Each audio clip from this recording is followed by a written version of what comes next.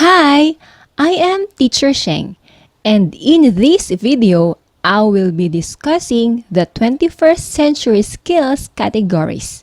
When we say 21st century skills, it refers to a broad set of knowledge, skills, work habits, and character traits that are deemed necessary in coping with today's world and future careers and workplaces. Thus, it can be applied in all academic subject areas and educational settings throughout a student's life. The 21st century skills may include the following. Number 1 is critical thinking, which also includes problem solving, reasoning, analysis, interpretation, and synthesizing information. Number 2 is about research skills and practices, which also refer to interrogative questioning. Number 3 is creativity. The creativity may also include artistry, curiosity, imagination, innovation, and personal expression. How about number 4, which is perseverance? Perseverance may also refer to self-direction, planning, self-discipline, adaptability, and even initiative. Number 5, oral and written communication, which also includes public speaking and presenting, and even listening. Number 6 is about leadership, which may also include teamwork, collaboration, cooperation, facility in using virtual workspaces. How about ICT, which refers to information and communication technology? This is a literacy which also includes media and internet literacy, data interpretation and analysis, and even computer programming. Part of the 21st century skills is also referring to civic works, which also includes ethical and social justice literacy. And we also have economic and financial literacy, which also refer to entrepreneurialism. And number 10 is about global awareness, which also includes multicultural literacy and humanitarianism. We also have number 11, which is about scientific literacy. And this includes the reasoning and the scientific method. And then number 12 is about environmental and conservation literacy, which includes ecosystem and understanding. And we also have health and wellness literacy, which includes nutrition, diet, exercise, and public health and safety. What shows now is the 21st century learning framework, and we could see that it is divided into two parts, the support systems and the learner outcomes. Now, before the learner could have different arrays of knowledge and skills, the support system should take place, which includes the learning environments, the professional development, curriculum and instruction, and standards and assessments. If all these support systems were given correctly to the learners, there could be an array of body of knowledge and skills that the learners could have. Now, this framework will be discussed in details on the next slides. The learning and innovation skills include the 4 C's, which are critical thinking and problem solving, communication, collaboration, and creativity. Now let's discuss on critical thinking and problem solving. This area include effectively analyzing and evaluating evidence, arguments, claims, and beliefs, and solving different kinds of non-familiar problems in both conventional and innovative ways. In this area, the learner would be able to work together effectively in team. Another one, the learner will be able to reason effectively. Next is that the learner would be able to make judgments and decisions. And not only that, the learner would also learn how to solve problems. Now, how about in communication skills? This pertains to articulating thoughts and ideas effectively using oral and written communication skills in a variety of forms and contexts. With this, the learner would be able to communicate clearly. Specifically, the learner would be able to articulate thoughts and ideas effectively using oral, written, and nonverbal communication skills. Another, the learner would be able to listen effectively to decipher meaning, including knowledge, values, attitudes, and intentions. And the learner would be able to use communication for a range of purposes. Another one is that the learner would be able to utilize multiple media and technologies and judge their effectiveness as well as assess their impact. Next, the learner would be able to communicate effectively in diverse environments, and that includes the multilingual. Next is that the learner would be able to use technology as a tool to research, organize, evaluate, and communicate information. How about in collaboration skills? It entails demonstrating ability to work effectively and respectfully with diverse teams. With this, the learner would be able to work together effectively in team. Specifically, the learner would be able to establish clear definitions and agreements on the roles of partners in the collaborative process. The learner would be able to keep communication open within teams to carry out tasks, and the learner would be able to carefully identify obstacles and address problems cooperatively. Now, how about in creativity and innovation skills? It denotes use of wide range of idea creation techniques to create new and worthwhile ideas. Here, the learners would be able to think creatively.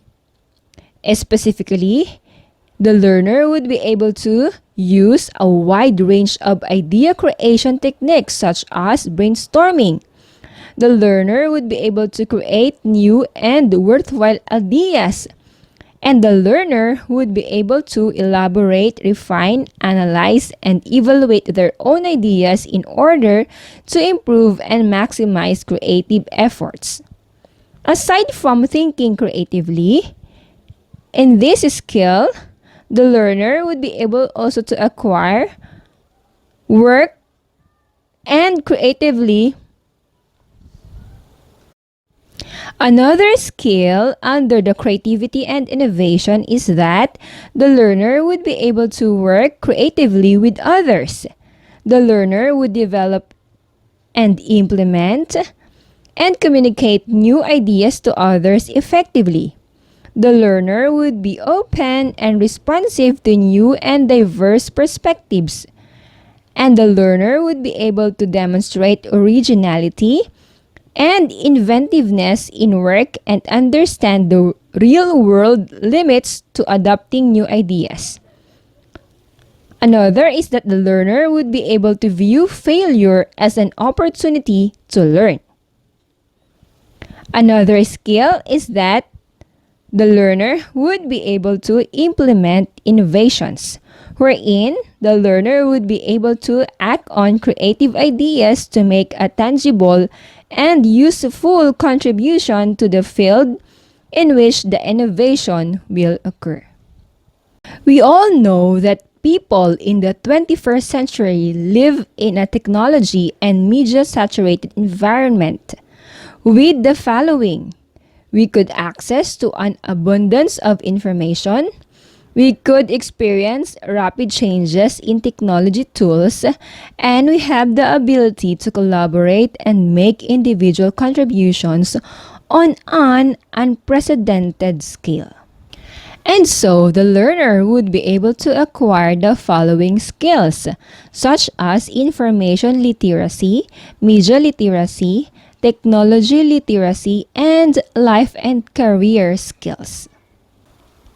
In information literacy, the learner would be able to access and evaluate information. Aside from that, the learner would be able also to use and manage information. Now, under the media literacy, the learner would be able to analyze media and create media products. In analyzing media, the learner would be able to understand both how and why media messages are constructed and for what purposes. The learner would be able to examine how individuals interpret messages differently, how values and points of view are included or excluded, and how media can influence beliefs and behaviors.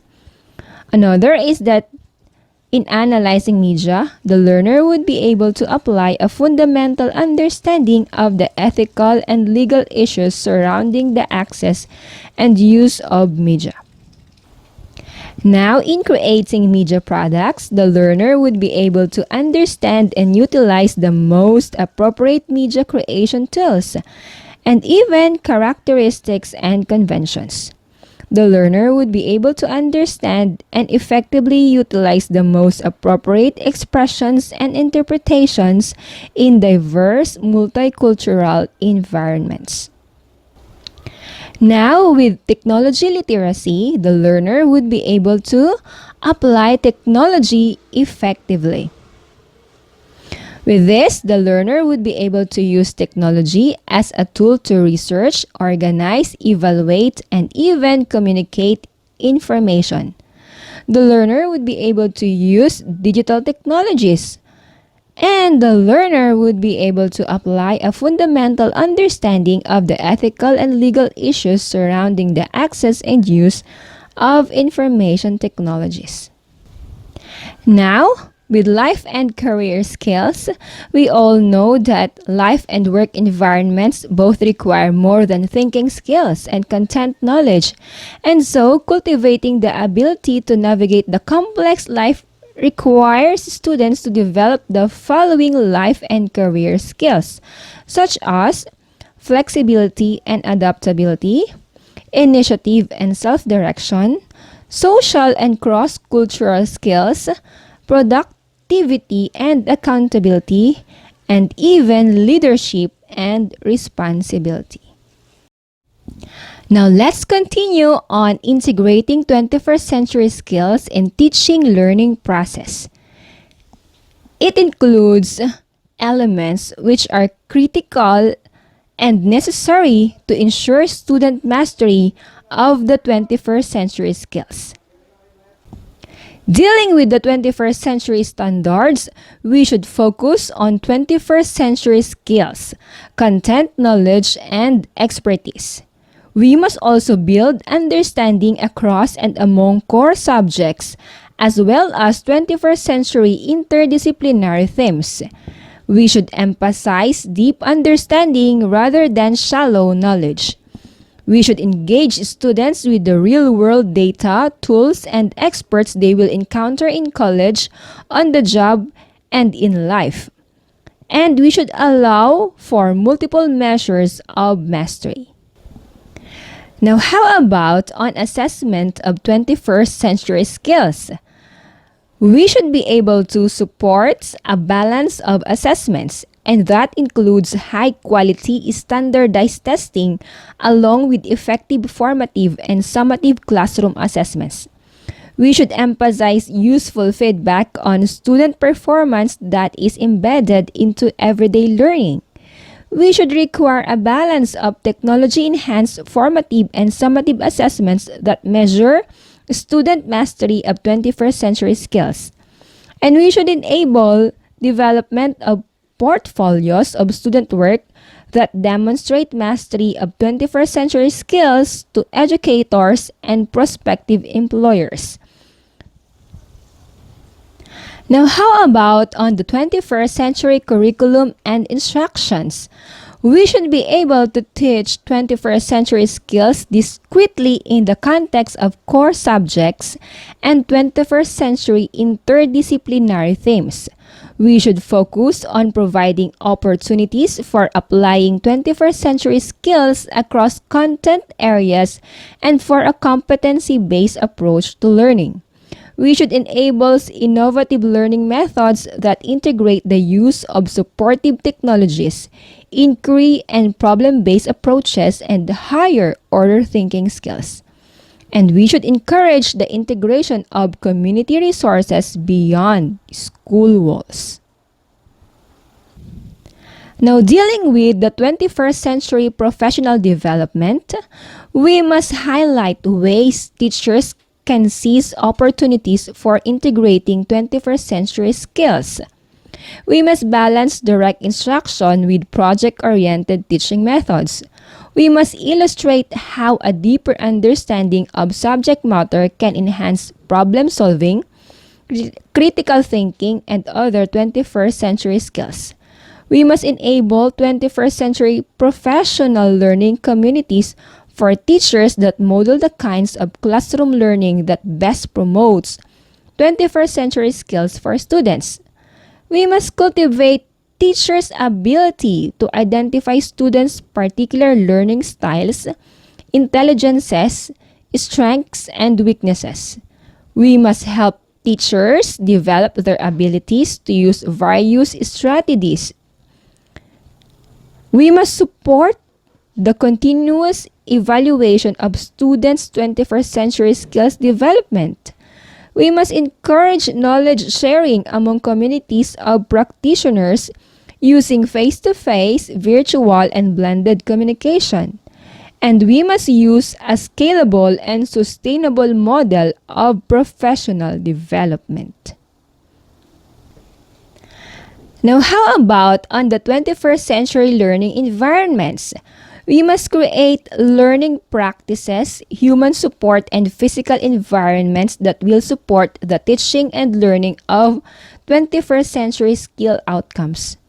We must support professional learning communities that enable educators to collaborate, share best practices, and integrate 21st century skills into classroom practice. We must enable students to learn in a relevant, real-world, 21st century context, and we must allow equitable access to quality learning tools, technologies, and resources. We must provide 21st century architectural and interior designs for group, team, and individual learning, and we must support expanded community and international involvement in learning, both face-to-face and online. Now, for our synthesis and learning reflection, we now clearly see that 21st century skills are critically important in today's world, particularly in collegiate programs and contemporary careers and workplaces. And that partnership for 21st century skills are interconnected with different skills such as applied skills, cross-curricular skills, cross-disciplinary skills, and other more skills. The integration of 21st century skills must be continually practiced along standards and assessments, curriculum instruction, professional development, and learning environments. And that pre-service teachers must be rigidly trained on these skills to prepare them for their future professional career roles.